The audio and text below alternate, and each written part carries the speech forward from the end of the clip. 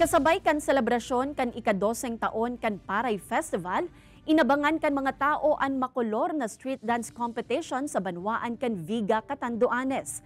Suulot kan mga partisipante ang mga indigenous material asing mga tanom na paroy na nagpapahiling kan importansya asin pagbisto sa mga sakripisyo kan mga paraoma.